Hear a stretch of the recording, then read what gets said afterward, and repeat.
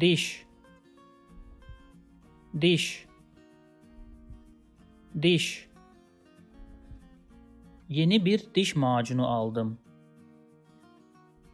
Yeni bir diş macunu aldım. Yeni bir diş macunu aldım. Dişim ağrıyor. Dişim ağrıyor. Dişim ağrıyor. Dişlerimi daha fırçalamadım.